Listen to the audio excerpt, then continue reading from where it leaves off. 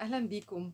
كل سنه وانتم طيبين. النهارده يوم الفالنتاين داي، وكل سنه وكل الناس اللي بيحبوا بعضهم كويسين وطيبين وبيحبوا بعضهم زي ما هم. كل سنه وكل المخطوبين طيبين وبخير، وكل المتجوزين حياتهم سعيده وحلوه.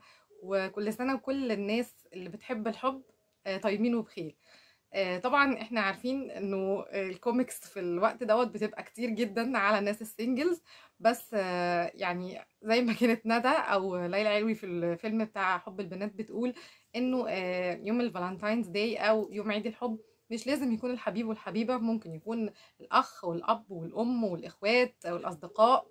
يعني هو الحب بشكل عام هو حالة حلوة المفروض البني آدم يعيش فيها ويحس بيها، حتى لو مع حد غير البارتنر بتاعه أو شريك حياته. ممكن يكون صديقه، ممكن يكون أخوه، ممكن يكون أخته، ممكن يكون مامته باباه. كل الحب ده دي حالات من الحب، ودي حالات حلوة وجميلة وتستاهل ان احنا نحتفل بيها برضو. طيب احنا النهارده بقى عايزين نتكلم عن الحب بالنسبه للبكتيريا. طبعا هو العلاقه بعيده شويه، لكن في قصه طريفه عن علاقه البكتيريا والحب او الانجذاب العاطفي اللي ممكن يكون سببه البكتيريا. طب هل اصلا احنا فكرنا قبل كده هل البكتيريا اصلا ممكن تكون سبب في الانجذاب العاطفي؟ الحقيقه ان انا اصلا قبل ما اقرا البحث ده او التجربه دي ما جاش في بالي ابدا ان البكتيريا ممكن تكون لها سبب من اسباب الانجذاب العاطفي. حتى الظاهره دي اللي انا هحكي لكم عنها دلوقتي مش متفسره بشكل علمي، هي يعني مجرد شوهدت وتاكدوا منها ان هي بتحصل بهذا السبب اللي هنحكيه دلوقتي. لكن مش عارفين اسم الظاهره ايه، مش عارفين ايه سببها. مش يعني عارفين سببها الميكروبس او البكتيريا الموجوده اللي هحكي لكم عنها دلوقتي، لكن مش عارفين هي ليه بيحصل كده. بس هي قصه طريفه جدا، التجربه اصلا طريفه، وان حد فكر فيها يعني جت على باله الفكره دي ان هو يعملها، دي حاجه طريفه جدا. طيب التجربه دي بتتكلم عن ايه؟ بتتكلم عن ذبابه الفاكهه.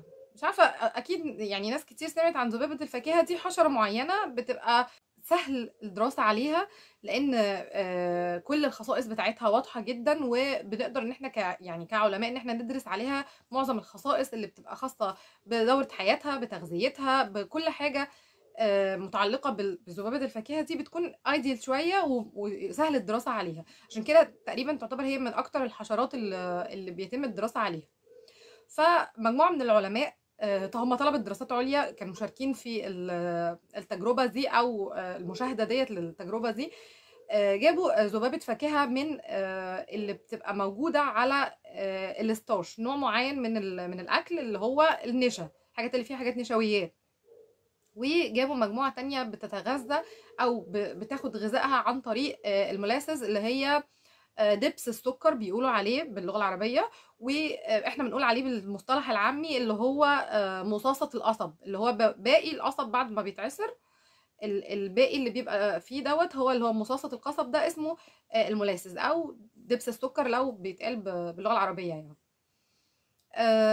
جابوا ذبابة فاكهة، مجموعة من ذبابات الفاكهة اللي بتتغذى على المولاسس دوت أو دبس السكر ده أو مصاصة القصب، ومجموعة من ذبابات الفاكهة اللي بتتغذى على الستارش أو المواد النشوية. و يعني نموا الحشرات على الاكل دوت وعلى الاكل دوت، وبعدين خلاص بقوا عارفين مين هي الحشرات اللي كانت بتاكل من الستارش، والحشرات اللي بتاكل من الحاجات النشويه، والحشرات اللي بتاكل او بتتغذى على الحاجات اللي هي السكريه اللي هي زي دبس السكر او المصاصه بتاعه القصب.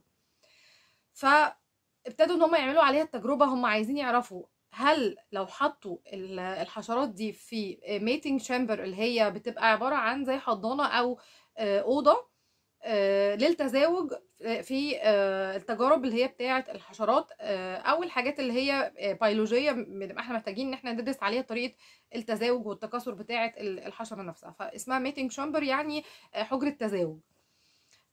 فحطوا فعلا المجموعة اللي كانت عايشة على المواد النشوية والمجموعة اللي عايشة على المواد السكرية في الميتنج شامبر دي أو الحجرة ديت، وبدأوا يلاحظوا ويستنتجوا ايه اللي بيحصل لما حطوا المجموعة دي مع بعضها والمجموعة دي مع بعضها.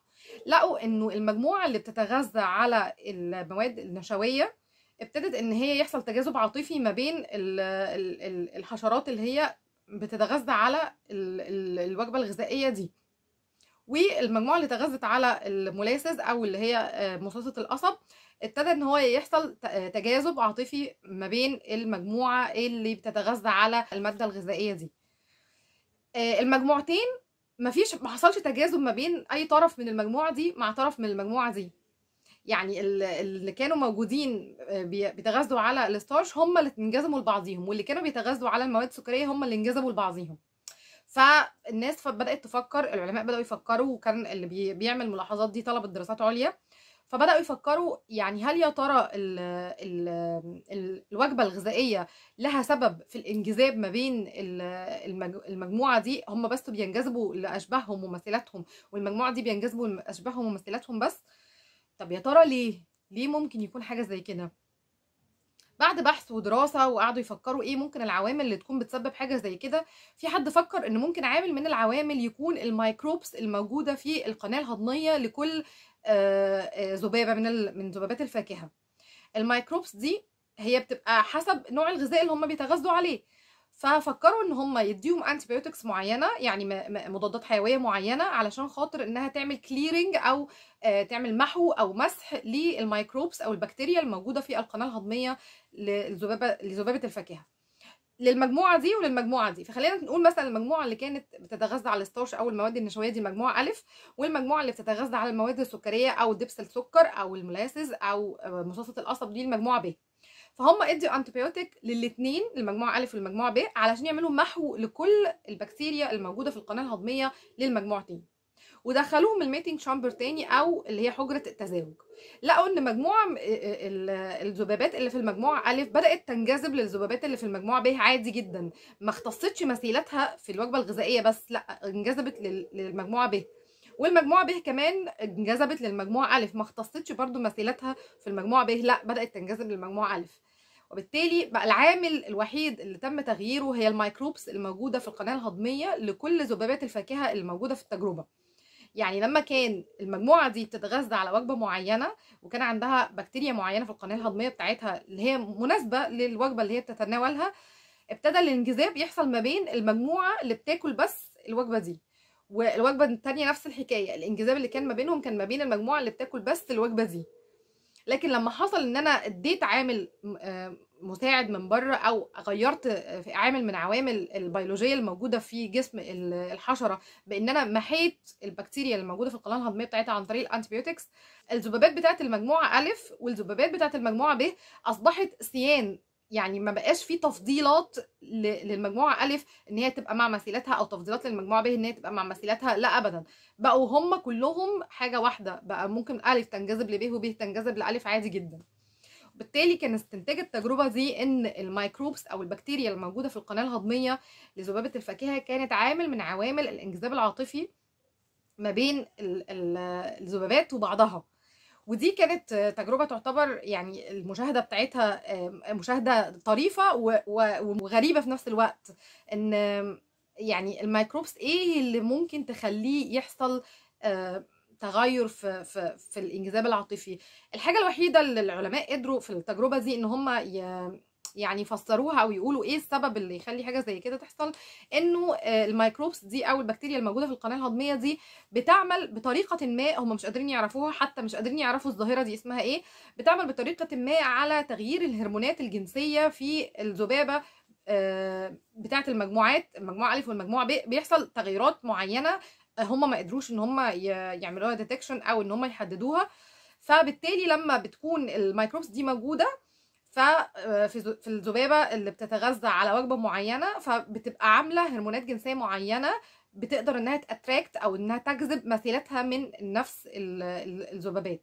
لكن لما الميكروبس دي بتبقى مش موجوده، وبالتالي الهرمونات بتبقى مش متحكم فيها بالشكل دوت، ما بتفرزش هرمونات معينه مثيلاتها بتبقى عندها نفس الهرمونات هي، فبالتالي اصبح ما فيش بريفرنس او ما فيش تفضيلات لحد عن حد، فاصبح خلاص التفضيلات العاطفيه او التفضيلات الانجذاب انعدمت، فبقى ممكن اي حد من المجموعه الف ينجذب لحد من المجموعه ب، وما بقتش الوجبه الغذائيه بتفرق في حاجه زي كده. فبالتالي احنا يعني نقدر نقول ان الظاهره دي بتقول ان الاكل حاجه كويسه، بتجمع الناس. يعني انا بشوف انه مثلا في ناس بتبقى عندها بريفرنس في الاكل، فتحب انها تقعد مع الناس اللي هي البريفرنس الاكل بتاعتها هي. فسبحان الله، حتى الحيوانات او الحشرات او الذبابات يعني مديانا مثل على ده. ودي حاجه لو فكرنا فيها عند البني ادمين هنلاقي فعلا ان الناس اللي بتحب تاكل انواع معينه من الاكل بتحب اللمه مع الناس اللي بتحب تاكل اكل شبههم. فاحنا عندنا شكل مماثل لده، بس قدرنا ان احنا بالتجربه دي ان احنا نشوفها بشكل اوضح واكثر دقه. وكانت التجربه يعني مثيره للعلماء، حتى هم كاتبين عنها انها كانت النتيجه اللي هم وصلوا لها او الاستنتاج اللي هم وصلوا له كان مثير ليهم جدا ومدهش، وما زال غامض. لسه محدش قدر ان هو يعرف بالظبط ايه اللي بيحصل لما الميكروبس دي بتبقى موجوده عند الحشره او ذبابه الفاكهه دي. ايه اللي بيحصل علشان تعمل الانجذاب ده؟ يعني لحد دلوقتي الظاهره دي لم تفسر ولم تسمى. هي اصبحت يعني مجرد مشاهده فقط، فيها بعض الاستنتاجات لكن مش كامله ومش دقيقه. لكن انا حبيت احكيها لكم بمناسبه عيد الحب، لان هي تجربه طريفه جدا، وحتى النتيجه بتاعتها طريفه. انا لما كنت بقرا التجربه والبيبر والبحث ده، قعدت اقول يعني في الاخر لا مش معقول، يعني لا مش معقول هيحصل كده. مش معقول الميكروبس هتبقى سبب في ان مجموعه تنجذب لمجموعه او ما تنجذبش. لكن طلع فعلا البكتيريا لها تاثير كبير في حاجه زي كده. كل سنه وانتم طيبين، ويا رب عيد الحب سعيد عليكم، ويا رب كلكم مبسوطين وكلكم بتحبوا بعض وكل الناس عايشين في حب وسلام وسعاده. كل سنه وانتم طيبين.